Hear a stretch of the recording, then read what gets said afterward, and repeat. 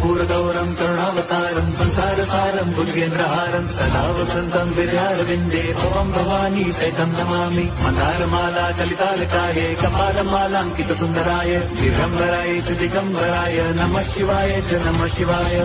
लोकाङ्गणमन्दिरचरण डोळ्यान पाहिन रूप तुझे त्रिने अलिंगिन आनंदी पूजिन भावे ओवाय नमहे नमः। त्वमेव माता पिता त्वमेव बन्धुश्च सखा त्वमेव विद्या द्रवणं त्वमेव सर्वं मम देवदेव। कायेन वाचा मनसेन्द्रियैर्व बुद्ध्यात्मना वा प्रकृतिस्वभावात् करोमि यद्यत् सकलं परस्मै नारायणायेति समर्पयामि। अच्युतं केशवं राम नारायणं कृष्णदामोदरं वासुदेवं हरिं श्रीधरं माधवं गोपिका वल्लभं जानकीनायकं रामचन्द्रं भजे।